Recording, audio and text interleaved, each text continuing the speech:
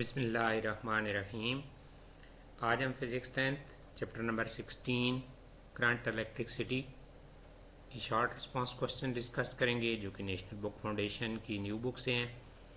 अगर आप हमारे चैनल पर नए हैं तो चैनल को सब्सक्राइब कर लें और बेल आइकन को प्रेस करें ताकि हर नया आने वाली वीडियो मिल सके आपको। देखते हैं जी first question. Why is the copper preferred over the silver for household wiring considering cost, conductivity and durability. देखो कि घर के अंदर जो वायरिंग होती है उसमें हम कॉपर की वायर यूज़ करते हैं, सिल्वर की वायर यूज़ नहीं करते। तो वो पूछ रहा है कि इसकी क्या रीज़न है, हम कॉपर की वायर ही क्यों यूज़ करते हैं। तो देखेंगे जो हमारे पास कॉपर होती है, पहली बात हम कॉस्ट की करते हैं कि सिल्वर जो होती है वो एक्सपेंसिव होती है और कॉपर जो होती है उसकी लो कास्ट होती है, इसलिए हम कॉपर को प्रेफर कर रहे होते हैं। उसके बाद अगर हम कंडक्टिविटी की बात करें तो सिल्वर की कंडक्टिविटी जो है वो ज़्यादा होती है, बट कॉपर उसकी कंडक्टिविटी ज़्यादा है, लेकिन ये जो डिफरेंस है वो इतना ज़्यादा नहीं है। तो इसलिए हम जो है ना, कंडक्टिविटी ऑलमोस्ट इक्वली है, थोड़ा बहुत फ़र्क है, तो इसलिए हम जो है ना उसी को यूज़ कर रहे होते हैं, कॉपर को यूज़ कर रहे होते हैं।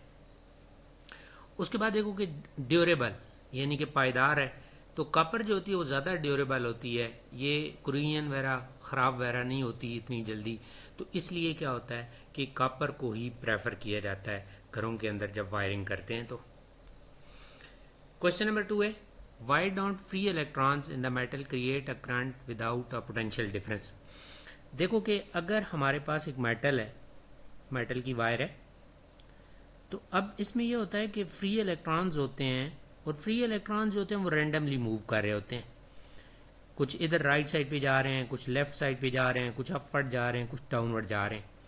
तो इस तरह क्या होता है कि जितने फॉर एग्जांपल राइट साइड पे जा रहे हैं उतने ही लेफ्ट साइड पे जा रहे हैं। तो इस तरह एक दूसरे का इफेक्ट जो होता है वो कैंसिल कर देते हैं। लेकिन जब आप बैटरी लगाते हो इसके अक्रॉस, देखिए ये मैंने बैटरी का शो किया, अब ये बैटरी का ये नेगेटिव होता है, ये पॉजिटिव होता है। तो अब ये नेगेटिव क्या करता है, इन इलेक्ट्रॉन को रिपेल करता है, और पॉजिटिव क्या करता है, इलेक्ट्रॉन को अट्रैक्ट करता है। तो इसकी वजह से क्या होता है कि इलेक्ट्रॉन्स फिर एक ही डायरेक्शन के अंदर मूव कर रहे होते हैं। तो फिर आपके पास करंट फ्लो करता है जब आप इसके अक्रॉस बैटरी अप्लाई करते हैं, और इलेक्ट्रिक फील्ड प्रोड्यूस होती है उसकी वजह से। उसके बाद नेक्स्ट है, how conventional current and actual current direction affect the circuit behavior and why conventional current is important in the diagrams and calculation। अच्छा देखो कि कन्वेंशनल करंट, अब कन्वेंशनल करंट वो करंट होता है जो कि पॉजिटिव चार्जेस की वजह से फ्लो करता है, जो कि पॉजिटिव चार्जेस की वजह से फ्लो करता है, और ये जो होता है हाई पोटेंशियल से लो पोटेंशियल की तरफ जाता है।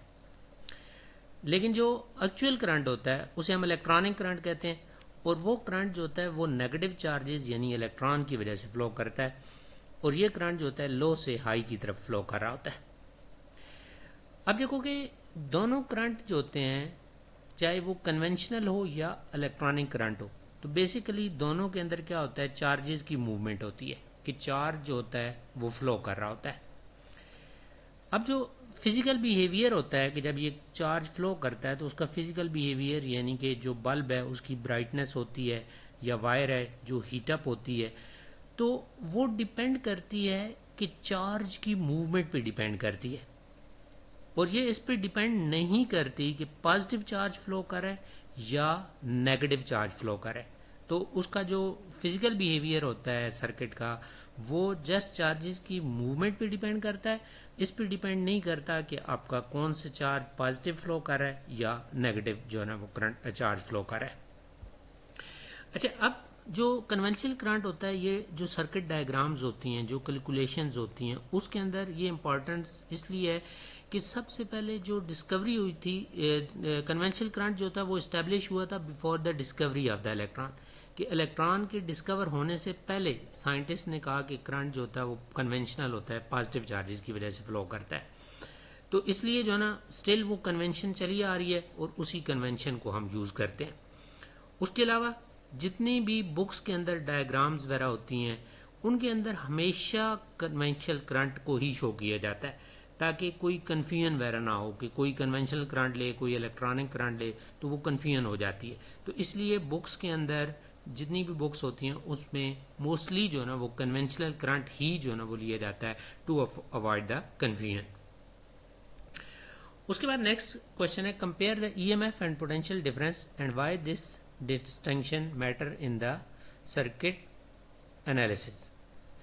अब देखें कि EMF stand for electromotive force और पोटेंशियल पीडी जो होता है वो स्टैंड फॉर पोटेंशियल डिफरेंस।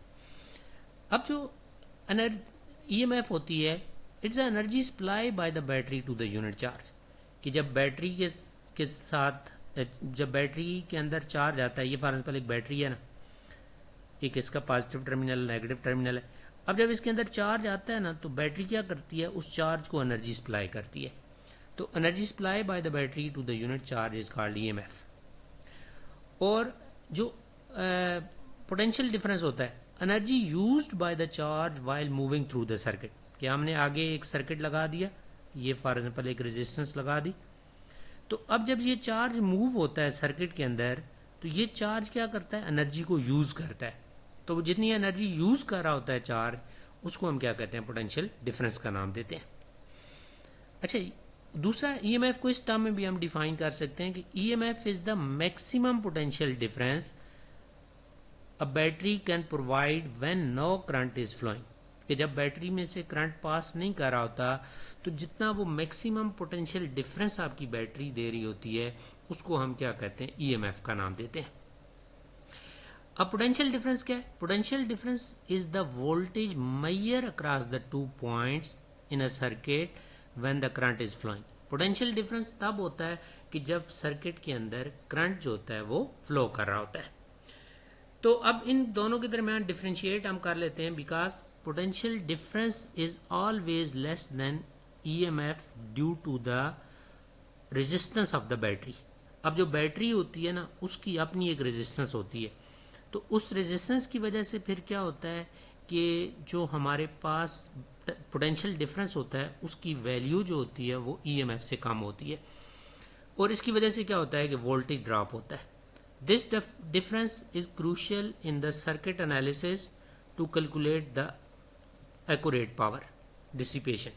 अब पावर की डिसिपेशन अब हमने फाइंड करनी है तो हम पोटेंशियल डिफरेंस को यूज करेंगे, तो फिर हमारे पास एक्चुअल जो है ना वो पावर डिसिपेशन वगैरह आप फाइंड कर सकते हो। तो इसलिए जो ना इसको हम कंसिडर कर रहे होते हैं पोटेंशियल डिफरेंस को सर्किट के एनालिसिस के अंदर। उसके बाद नेक्स्ट क्वेश्चन है, how is the current carrying wire electrically neutral. अब देखो कि अगर हमारे पास एक करंट कैरिंग वायर है तो अब इसके अंदर जितने इलेक्ट्रॉन्स हैं उतने ही इसके अंदर प्रोटॉन्स भी हैं। तो अब जब इलेक्ट्रॉन्स और प्रोटॉन्स इक्वल होते हैं तो ये न्यूट्रल है, और जब इसके में से करंट पास करता है तो करंट फ्लो होने से कोई इलेक्ट्रॉन ज़्यादा नहीं हो जाते, जस्ट इलेक्ट्रॉन जो होते हैं वो मूव होना शुरू हो जाते हैं एक पर्टिकुलर डायरेक्शन में। तो इस तरह करंट के पास होने से इसके ऊपर इलेक्ट्रॉन्स नहीं इंक्रीज होते हैं, ना ही प्रोटॉन इंक्रीज होते हैं, तो इसलिए करंट के फ्लो होने से स्टिल ये जो वायर होती है ये आपकी इलेक्ट्रिकली न्यूट्रल होती है, यानी कि इसके ऊपर कोई चार्ज नहीं होता। उसके बाद नेक्स्ट क्वेश्चन है, would the light still work if car battery positive and negative terminals are interchange, कि गाड़ी के अंदर जो बैटरी लगी हुई है कि इसके अगर पॉजिटिव और नेगेटिव टर्मिनल को चेंज कर दें तो क्या बल्ब पे कोई इफेक्ट पड़ेगा। तो देखो कि वैसे तो बल्ब ये मैंने शो किया हुआ ना, इसका ये पॉजिटिव टर्मिनल होता है, ये हम पॉजिटिव से कनेक्ट करते हैं, और ये नेगेटिव टर्मिनल होता है तो ये नेगेटिव से, तो ये बल्ब ऑन हो जाता है। अच्छा, अब कहता है कि अगर हम टर्मिनल को रिवर्स कर दें, यानी कि हम क्या करें कि ये वाली जो वायर हमने पॉजिटिव से लगाई हुई है इसको अगर हम नेगेटिव से लगा दें, ये इधर लगा दें, और इस वाली को हम इधर नीचे वाली जो वायर है हम ये लगा दें, यानी कि अब पॉजिटिव को यहाँ पे जो इस की बॉडी के साथ लगा दिया और नेगेटिव जो है ना ये नीचे वाले टर्मिनल के साथ लगा दिया, तो अगेन जो है वो करंट पास करेगा, और करंट के पास होने से आपका बल्ब जो होता है वो लाइट अप होगा। तो आप चाहे बैटरी के कनेक्शन रिवर्स कर दें तो ये जो इसके अंदर बल्ब होते हैं, फिलामेंट बल्ब होता है ना, ये इसके अंदर ये वायर सी होती है, ठीक है, इसे फिलामेंट कहते हैं। तो फिलामेंट जो बल्ब होता है वो आपका ब्राइट होगा, वो ऑन हो जाएगा, चाहे आप बैटरी के नॉर्मल कनेक्शन करें चाहे बैटरी के रिवर्स कनेक्शन करें, तो दोनों केसेस में आपके बल्ब जो होगा गाड़ी का वो स्टिल ऑन हो जाएगा। उसके बाद नेक्स्ट है जी, evaluate the limit of Ohm's law for different material specially under the extreme condition. अब ओम्स लॉ ये कहता है कि current flowing through a conductor is directly proportion to voltage, assume the resistance is constant, यानी V is equal to I R. ये हमारे पास Ohm's law है कि जितना करंट पास करता है, करंट जो होता है वो डायरेक्टली प्रोपोर्शन होता है पोटेंशियल डिफरेंस के, वोल्टेज के डायरेक्टली प्रोपोर्शन होता है। अब ओम्स लॉ की लिमिटेशंस हैं, हर जगह पे ओम्स लॉ अप्लाई नहीं होता। तो देखें लिमिटेशंस क्या है कि it is valid for ohmic material. Ohmic material वो मटेरियल होते हैं जिनकी रेजिस्टेंस जो होती है वो कांस्टेंट होती है, जिस तरह मेटल है।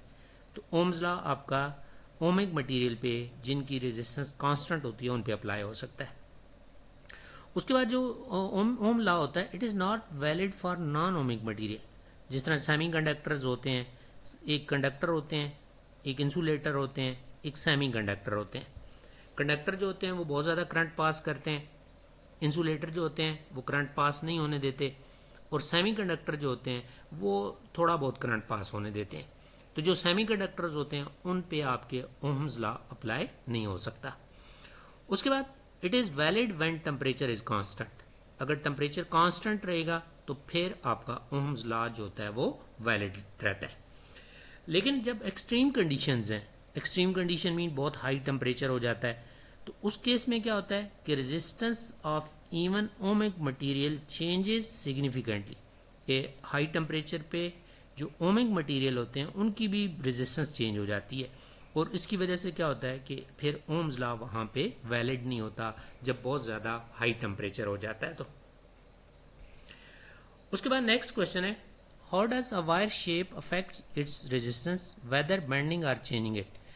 देखो कि वायर की रेजिस्टेंस जो होती है वो डिपेंड करती है मटेरियल पे, कि आपकी वायर कॉपर की है, सिल्वर की है, किस चीज़ की वायर है। उसके बाद it depend upon the length, कि लेंथ ज़्यादा होगी तो रेजिस्टेंस भी ज़्यादा हो जाती है। उसके बाद डिपेंड करता है एरिया ऑफ क्रॉस सेक्शन। अगर आपकी wire area of cross section ज़्यादा होगा यानी मोटी वायर होगी, तो उस केस में क्या होता है कि रेजिस्टेंस जो होती है वो कम हो जाती है।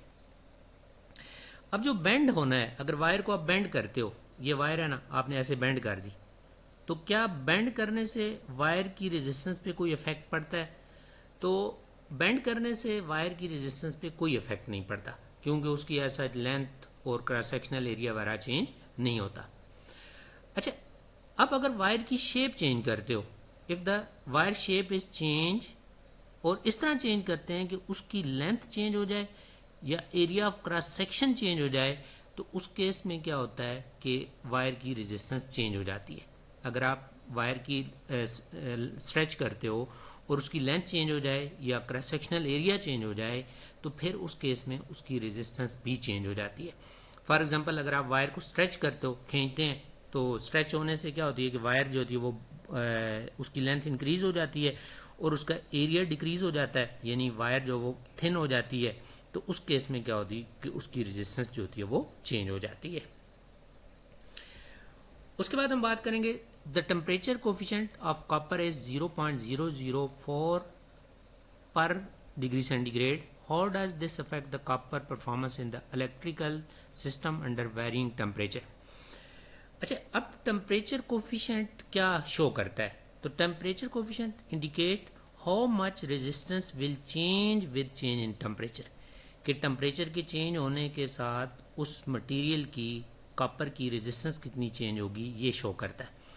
अच्छा, अब पहली बात तो ये है कि इसका टेम्परेचर कोफिशिएंट पॉजिटिव है, कोई साइन नहीं है तो इसका मतलब है ये पॉजिटिव है, ये जो वैल्यू लिखी है ना पॉजिटिव है। तो अब पॉजिटिव टेम्परेचर कोफिशिएंट का ये मीनिंग होता है कि अगर टेम्परेचर इंक्रीज होगा तो उस केस में रेजिस्टेंस भी जो है वो इंक्रीज होगी। कि अगर कॉपर की पॉजिटिव टेम्परेचर कोफिशिएंट है तो इसका मतलब है कि अगर टेम्परेचर इंक्रीज होगा तो उसकी रेजिस्टेंस भी आपके पास इंक्रीज होगी। This has significant impact on the electrical system as it can lead to increase power losses due to high resistance. अब जब टेम्परेचर इंक्रीज होगा, रेजिस्टेंस इंक्रीज होगी, तो रेजिस्टेंस की इंक्रीज होने से फिर क्या होता है कि ज़्यादा पावर का लॉस हो रहा होता है, पावर लॉसेस जो होते हैं वो ज़्यादा हो जाते हैं, और उसकी वजह से जो वायर होती है, ज़ाहिर है उसका टेम्परेचर इंक्रीज हो रहा है, तो वायर जो होती है उसकी ओवर हीटिंग हो रही होती है कि अगर करंट जो होता है वो उसकी लिमिट से एक्सीड कर जाता है, तो उस केस में क्या होती है कि वायर जो होती है वो बहुत ज़्यादा हीटअप होना शुरू हो जाती है। उसके बाद नेक्स्ट क्वेश्चन है, how would you define the fluid resistance in the water carrying pipe. अब देखिए कि एक पाइप है, इसके अंदर वाटर जो है वो फ्लो कर रहा है, तो फ्लूइड रेजिस्टेंस आपने डिफाइन करनी है। तो फ्लूइड रेजिस्टेंस क्या होती है? It is a measure of opposition to the flow of water, कि जब वाटर आपका इस पाइप में से फ्लो करेगा तो ये आगे से पाइप उसको कितना रोकेगा। तो बेसिकली इस तरह होता है कि जब करंट भी फ्लो करता है ना किसी वायर में से, ये वायर है ना, इसमें से जब करंट फ्लो करता है तो करंट के आगे भी जो ना एक अपोजिशन आती है, तो उसे हम इलेक्ट्रिकल रेजिस्टेंस का नाम देते हैं। तो इस तरह फ्लूइड रेजिस्टेंस में क्या होता है कि जब फ्लूइड आपका पाइप में से मूव करता है, वाटर या लिक्विड वगैरह कोई मूव करता है, तो उसकी वजह से क्या होता है कि आगे से एक अपोजिशन आती है, एक वो फोर्स लगती है जो कि इस वाटर को आगे से रोक रही होती है, तो उसे हम फ्लूइड रेजिस्टेंस कहते हैं। अब फ्लूइड रेजिस्टेंस जो होती है वो पाइप की लेंथ पे डिपेंड करती है कि आपके पास जो पाइप है इसकी लेंथ कितनी है। उसके बाद it depend upon the radius of the pipe, कि पाइप का रेडियस कितना है, बड़ा रेडियस है या छोटा रेडियस है, उस पर डिपेंड करेगी। And next it depend upon the viscosity of the fluid, कि आप जो फ्लूइड यूज कर रहे हैं उसकी डिफरेंट लेयर्स के दरमियान कितनी फ्रिक्शन है, यानी विस्कोसिटी ऑफ द फ्लूइड पे डिपेंड कर रहा होता है। अब देखें कि अ लॉन्गर और नैरो पाइप और more viscous fluid would have the higher fluid resistance, कि अगर पाइप लॉन्ग होगा, पाइप नैरो होगा, बारीक वाला पाइप होगा, ज़्यादा मोटा पाइप नहीं होगा, और अगर ज़्यादा विस्कस फ्लूइड होगा तो उस केस में जो फ्लूइड रेजिस्टेंस होती है वो हाई हो जाती है। तो ये थे जी हमारे शॉर्ट क्वेश्चंस, उम्मीद है आपको समझ आई होगी। तो अपने दोस्तों के साथ शेयर कीजिएगा और हमारे चैनल को सब्सक्राइब कीजिएगा। ओके जी, अल्लाह हाफिज़।